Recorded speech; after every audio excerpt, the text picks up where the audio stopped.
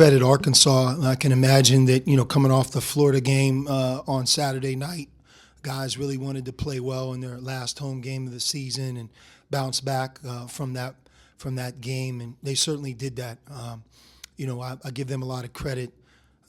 There's some guys made threes. I thought the game really, not that it ended in the first 3 minutes, but really the tone was set in the first 3 minutes by the speed of the game, how they attacked us from the opening tip. And we were just kind of running in mud, and they were on a super highway. That's how it felt. I'm just going to make one statement here. Usually a guy like Acuff gets, too much credit or too much respect as a young player in college basketball. That can happen sometimes when a guy is that highly touted and certainly has this bright future beyond college like he does.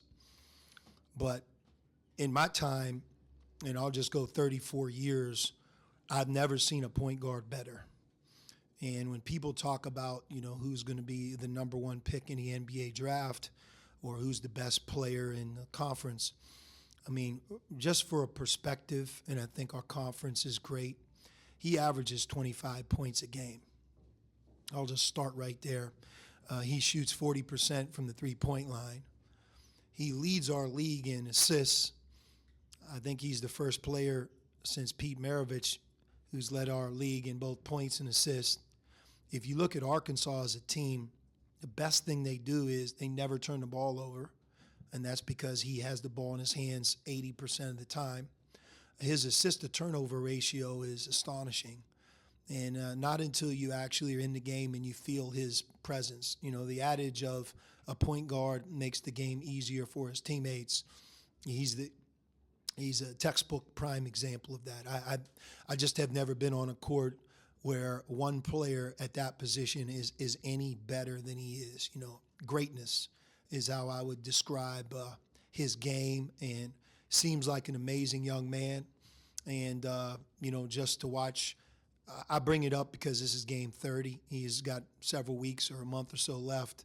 But guys like him, they just don't come into college basketball very, very often. I mean, he's a generational player. He's really, really good. And this number one pick thing, I don't know why people aren't talking about him more. I can't imagine anybody better. We felt that tonight. And look, there's a lot of other guys on Arkansas who played well. We couldn't make a free throw. We were not at our best, maybe similar to Arkansas on the weekend, and we have to respond and get back to Austin and play our final home game along the lines of what Arkansas just did. That was not our best, and I thought we caught Arkansas on a great night, and I cannot underestimate the impact of Acuff as a player. He is a monster. You talked about three-point shooting, but also Arkansas's transition early. Acuff set the table for others before he got his scoring going. Did you really feel like the game was kind of out of hand at that point? Or Yeah. Did you feel like there was some way to solve it? Yeah, I would actually describe the crowd as bored.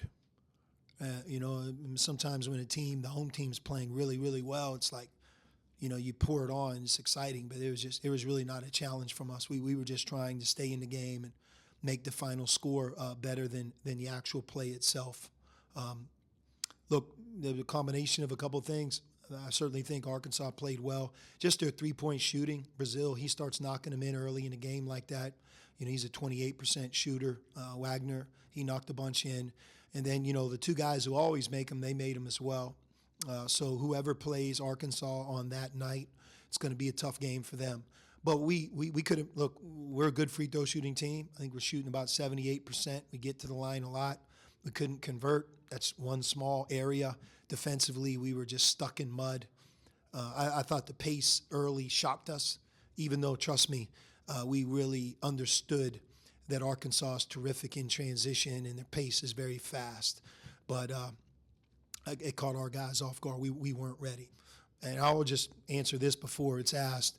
We had a couple good days. I mean, we had a great win at A&M on Saturday. Our guys were focused. This is a tough game for all teams. And we brought a team here today that just was not anywhere close to our best, and I think Arkansas had a lot to do with that.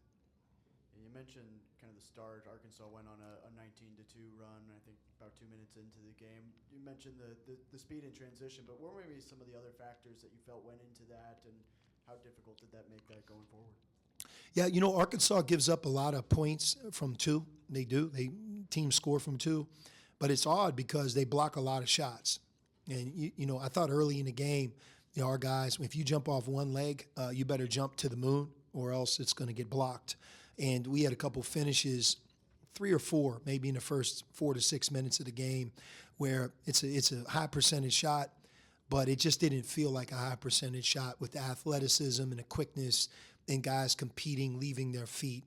Our big guy, Modest, I don't even know how many he had. It doesn't matter. But he could play. And I thought early in the game, their quickness, their jumping kind of surprised him a little bit.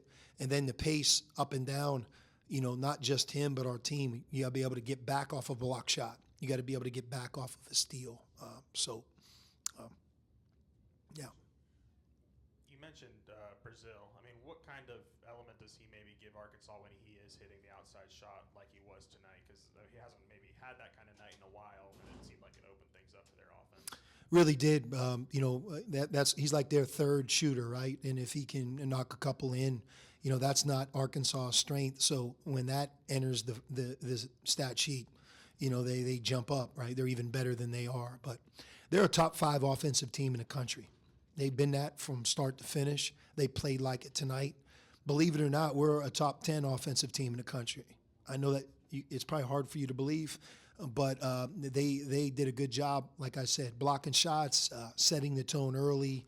And when you set the tone like we did on an away court, it's very difficult for the rest of the game. I mean, they jumped all over us. One last question. Go ahead. How much, too, did maybe Pope's foul trouble kind of impact you guys, especially early when, they're flying up and down and he's got to worry about that? Yeah, I mean, he didn't seem like he really wanted to play. He really didn't participate in tonight's game. So certainly, when you have a senior who's that meaningful to your team and he's not able to play, it hurts, and it certainly hurt us.